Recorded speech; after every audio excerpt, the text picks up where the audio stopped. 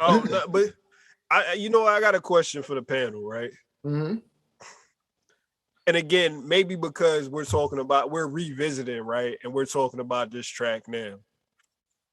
And I don't want to take away from because I know we could it's easy to spend a whole lot of time on a Wu, and he unfortunately, fortunately, that's just the nature of the beast, right? Right. Because we'll jump back to Rance Allen here in a second. Mm-hmm. Is RZA slept on a little bit?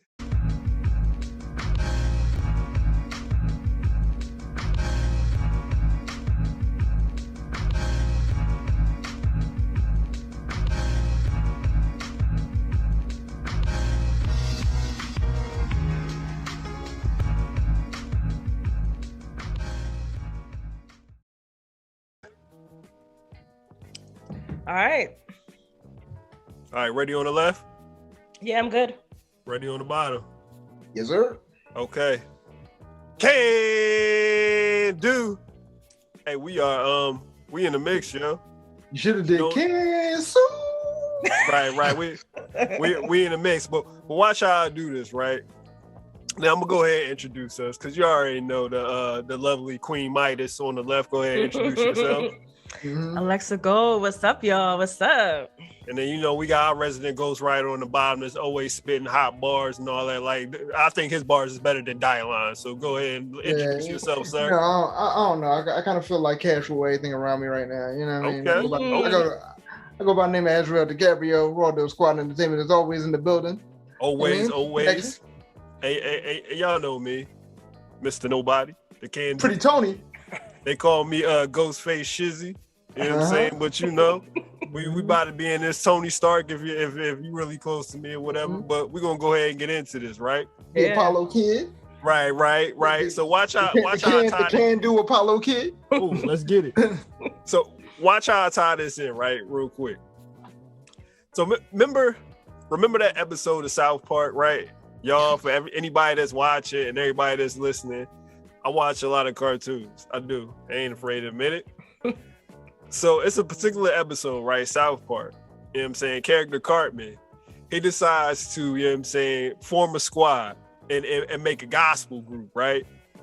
But his thing is, what he does is he takes R&B lyrics, right?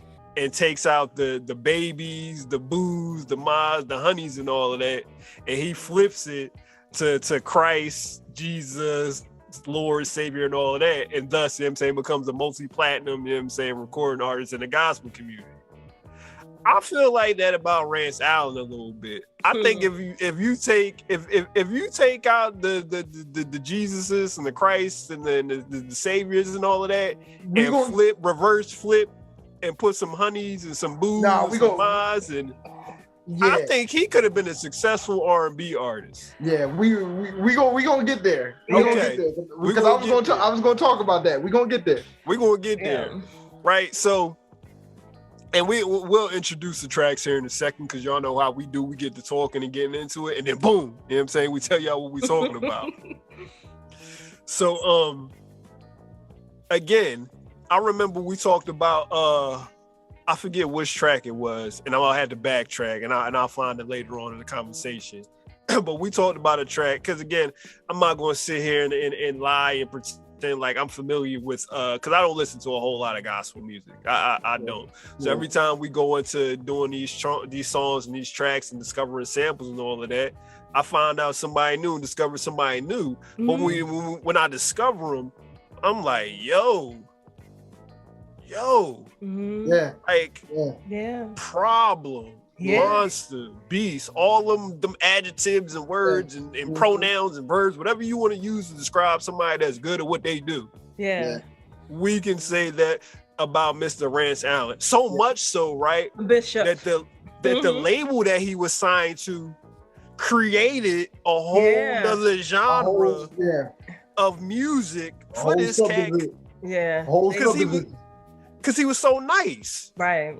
So with all that being said, we're going to go ahead and dig into this conversation and connect the dots and get y'all going on this. So with all that being said, y'all know how I do. Which one of y'all want to go first? I want to go first. Oh, okay. So I'm just going to give you the floor. Go ahead. You got it. Oh, go ahead. Go for it. I want to go first because I'm glad that we're starting off with the Bishop.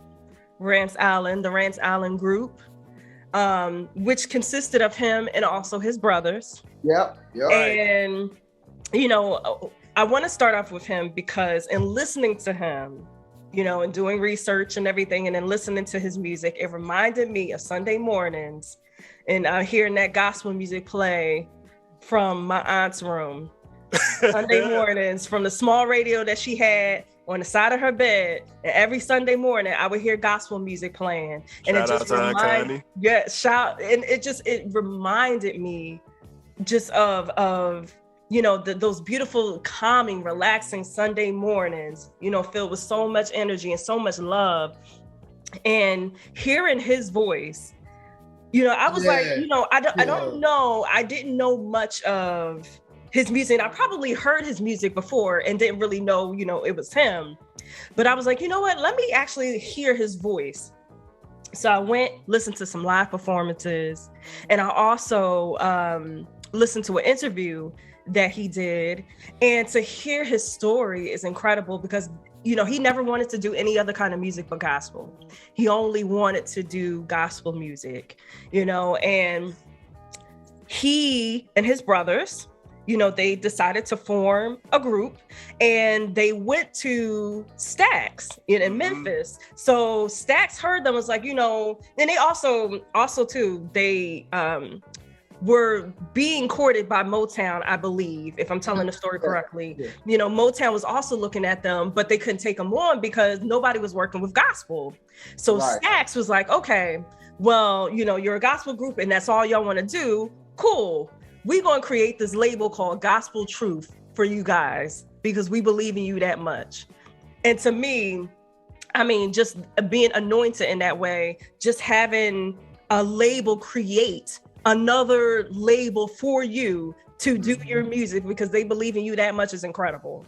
So, you know, the bishop, essentially, they went on to, you know, create records and to tour, you know, all over, you know, and he's worked with some also, you know, he's worked with Kirk Franklin, Snoop Dogg, worked with him as well. He's worked with some people. He worked with Thundercat. Thundercat is he's affiliated with Top Dog Entertainment, Kendrick Lamar, Schoolboy Q, and all. Oh, okay, gotcha. Crazy. I believe Thundercat is related to one of Rance Allen's bandmates, or I can't remember exactly what the correlation is, but he still works with him to this day. He still works with him.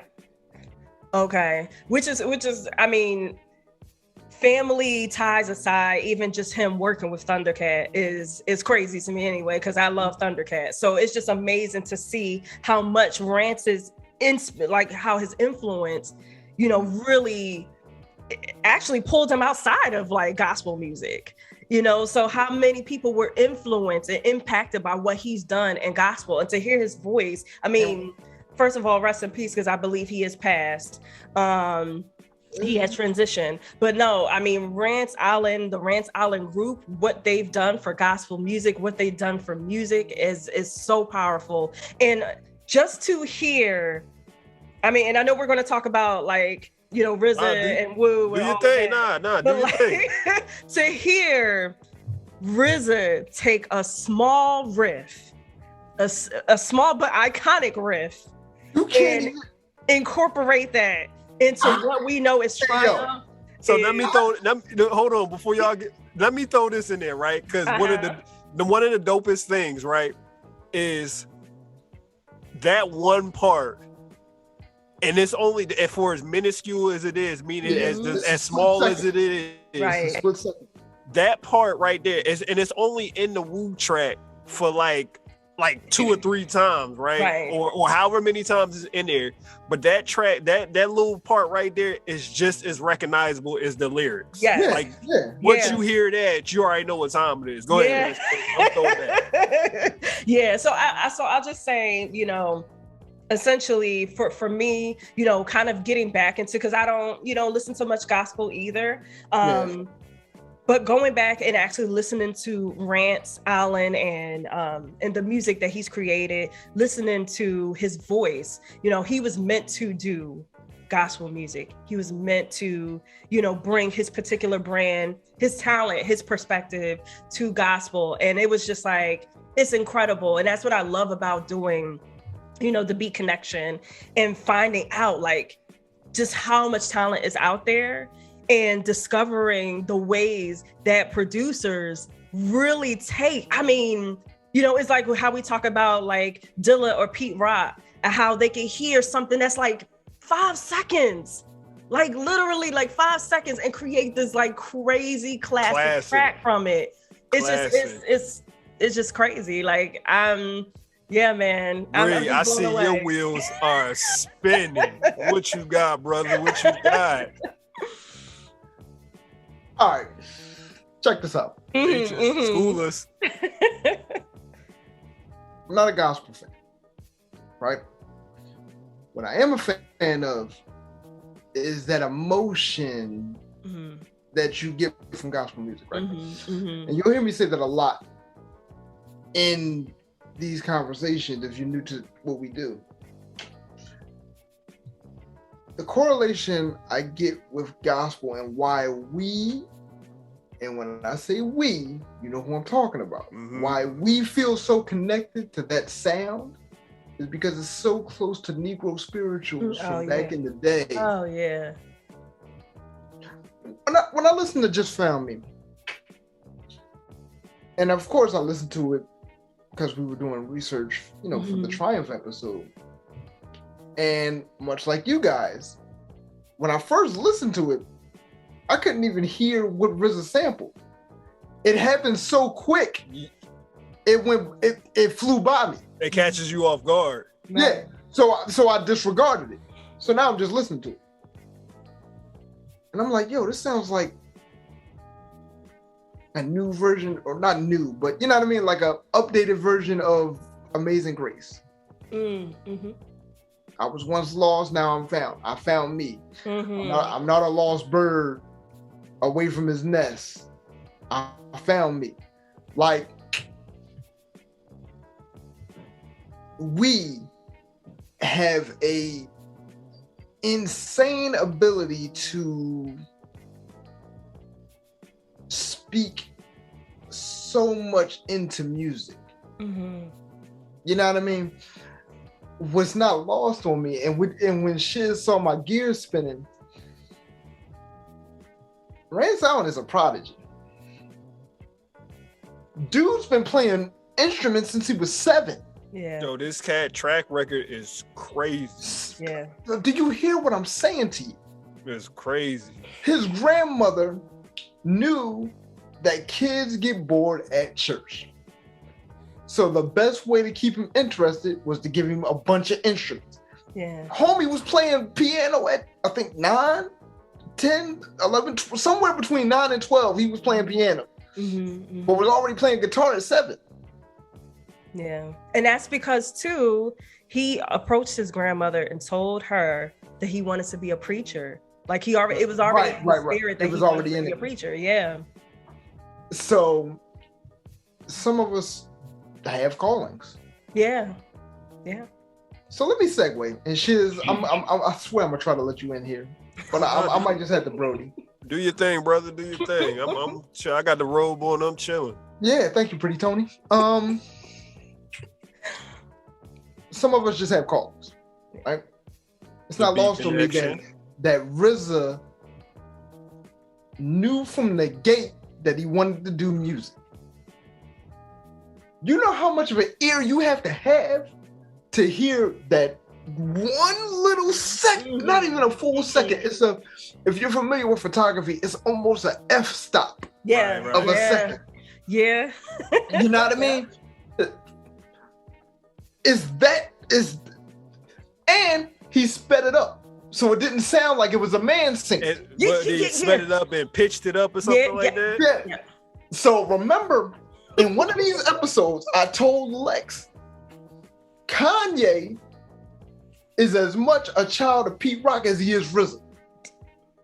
That's exactly why I said that. Yeah. He shouts him out. Like he said it. No, I know, but that's what I'm saying. Remember, we're not just talking to us, we're talking to the world. Right, of course. People. So when you talk Kanye, you got to talk RZA. You got to talk Primo. You got to talk Pete. Listen, when you talk Wu, oh baby, oh baby,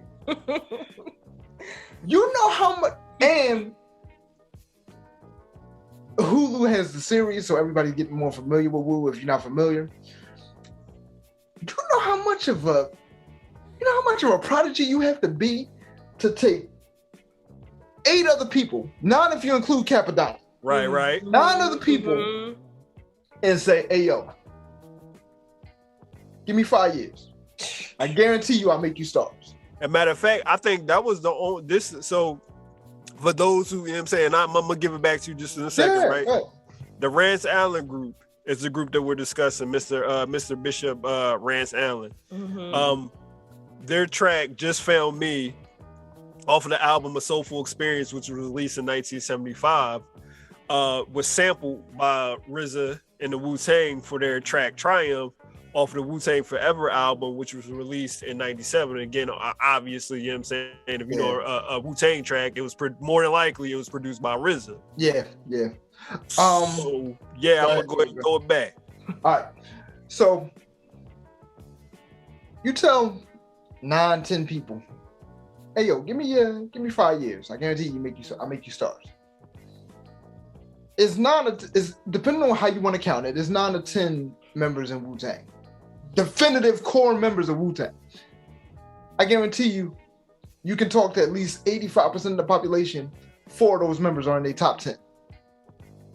Whatever 4 they might be is up for debate. Hey yo, Inspector Deck's opening verse. Bomb atomically, Socrates' philosophy, and hypotheses. Can they find out why we dropping these mockeries before all robbery? Hey yo, you know what's crazy about Wu-Tang? And that's why I said I was gonna be long with it, because I felt like I did so much research just on them. Like, of course I'm a Wu fan, but what I did was I started looking up interviews that specifically were talking about Wu-Tang Forever. Because there's so many members, you get totally different responses about that song and what that period meant to Wu-Tang. Yeah. Deck said Triumph was the greatest time that I've had in Wu. Because I felt like we had all made it. Oh wow. Meth said you could feel the tension in the group around the time that we made Triumph. Wow. And that's why everybody was rapping so hard, because they was trying to take each other's heads off. You talk to Ghostface and Ray, they don't even like the album. That's crazy. Hey yo. That's crazy. They don't even like the album. That's why, as an artist, Lex, you can speak to this, you can't judge your own work. You let the fans judge it for you, unless it's really, really near and dear to your heart, because you're always going to critique it. Right. One of my favorite Ghostface verses is on Triumph. How dare he say he don't like Wu-Tang Forever? Right. Yo, Dad, look at all these crab niggas. Like, all right, don't get me started.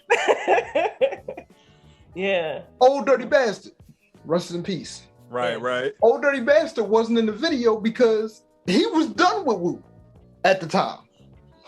He was like, I'm not rapping on it. I'm only doing the intro. I'm not showing up to the video. That's why he wasn't in it. Right. The intro was hard though. No, I feel you. But Old Dirty was already mad at RZA for something that was going on with Elektra. You know what I mean? So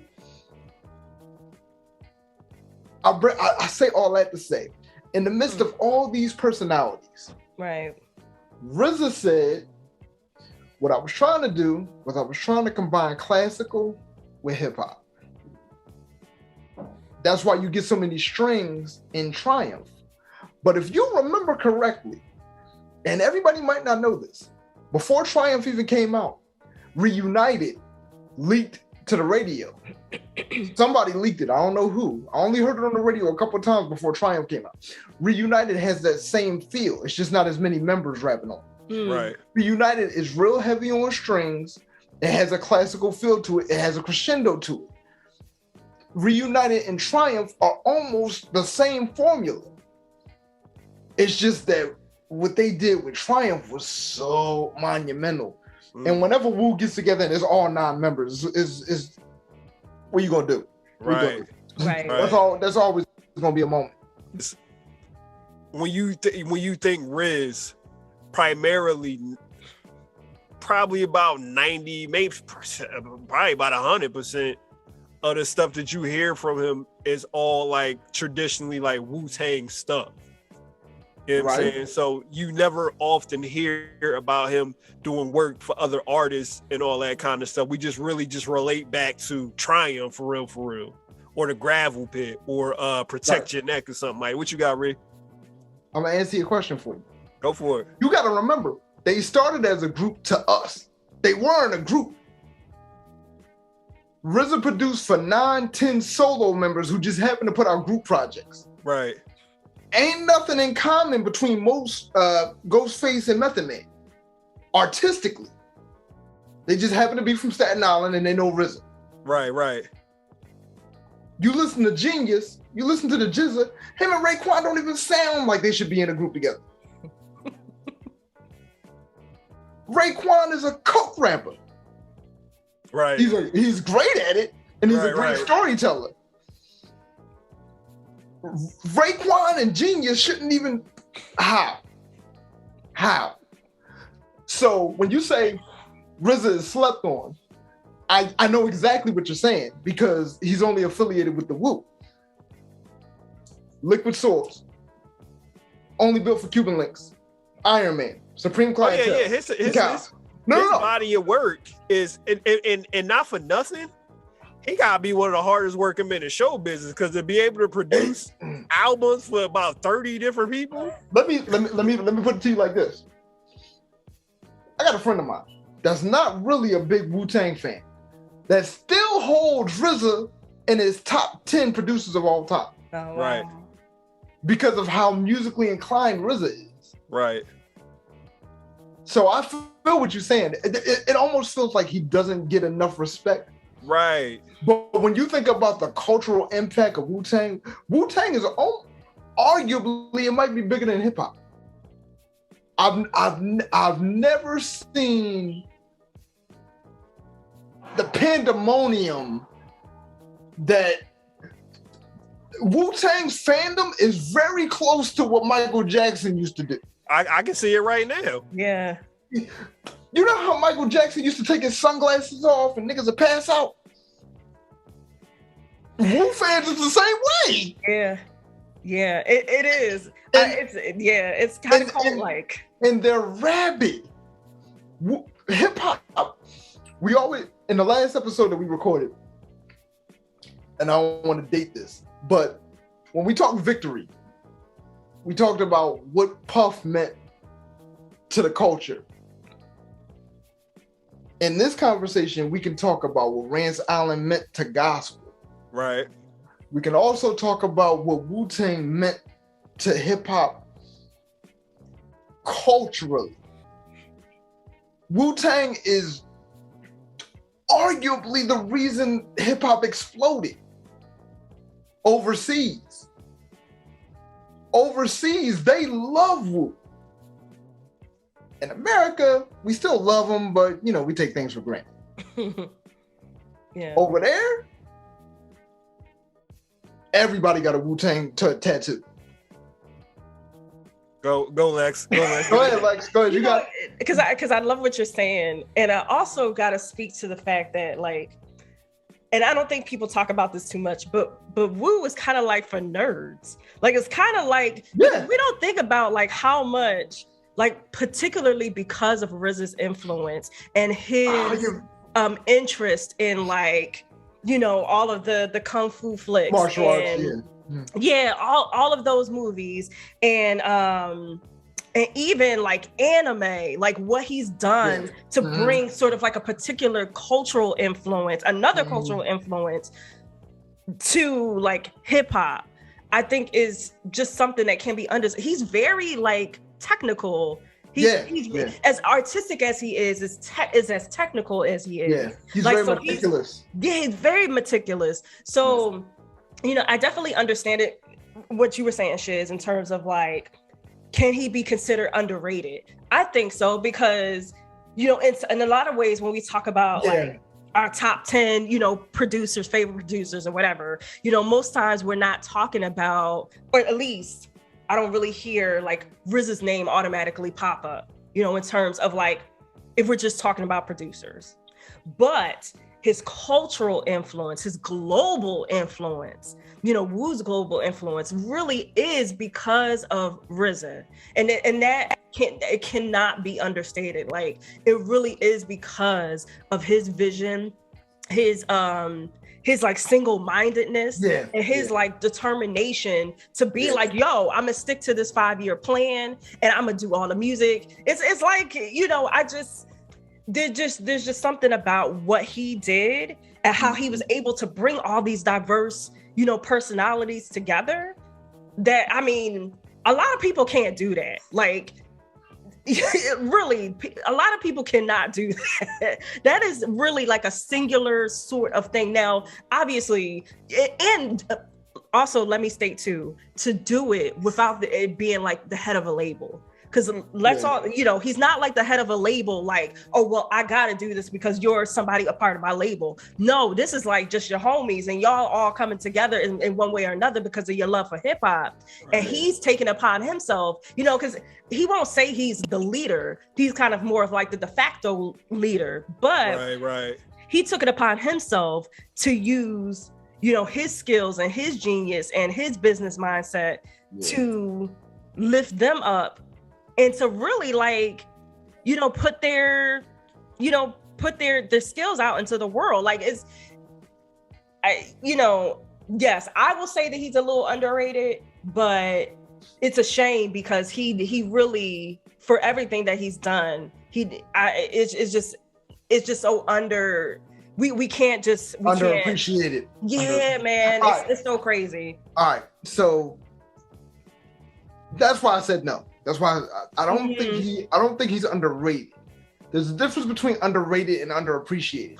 When you're having a conversation with hip hop heads, people that know music, you can't say it without RZA. Wu-Tang's run was from 93 until 97 when the Bad Boy era started. Man, you seen them yellow Wu shirts all over the place. Hey yo, listen, dog. Listen. I remember being in school, drawing the Wu-Tang joint on everything. All right, real quick, let me run this down to you again. 36 Chambers. Return to 36 Chambers, which is Old Dirty's first album. Liquid Swords, Cuban Links, Iron Man, Takal. Then you come back with Wu-Tang Forever, which is arguably one of the greatest double discs in hip-hop history.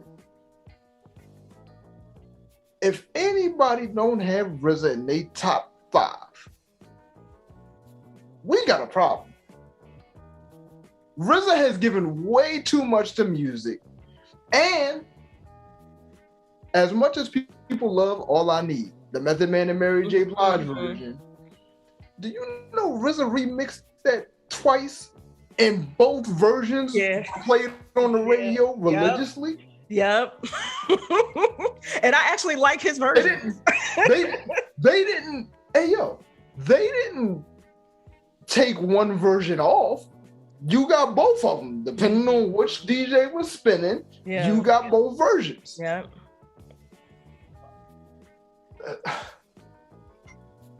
Again, much like the Puff conversation, RZA's family tree. The Griselda sound is a direct result of RZA. The Griselda sound is an extension of that 36 chamber sound. As a matter of fact, Conway just put out a new single and said, my man Derringer's compared to RZA. Don't worry, but let me stop you, because here in a second, I'm gonna tell y'all why I'm mad at RZA. So don't even worry about it. Why you mad at RZA? I'm gonna crush everything. So with all that being said, right, we got to watch my man geek out. He don't geek out often, but when we can tell when he Dr. Dre and apparently the Wu, you know what I'm saying? No, this wasn't even the plan. Right.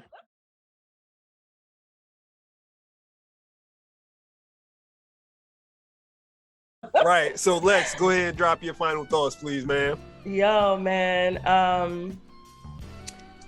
I fell in love with the Bishop, Rance Allen, and his group, you know, and I definitely want to dig more into what they did, because we're basically talking about genius. We're talking about prodigies. We're talking about, you know, people who are called to do, you know, particularly music. We're talking about people who are called to basically serve, you know, with their, you know, particular skills. And I feel like not only did Rance Allen do that, but I feel like the RZA did that too. You know, it wasn't just about him, you know, it wasn't self-serving, you know, it was really like him seeing a vision and seeing the potential in like people that probably, and I'm not saying that they couldn't have made it without him.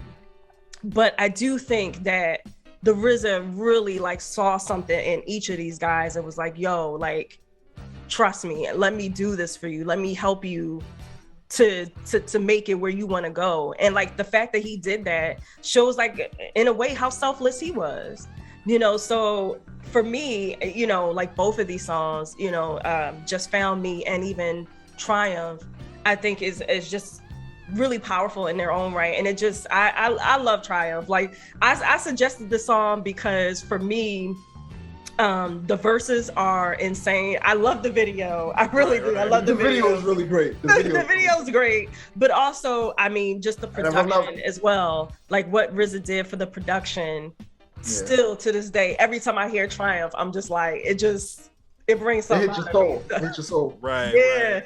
Yeah. Reed, what you got for final thoughts, sir?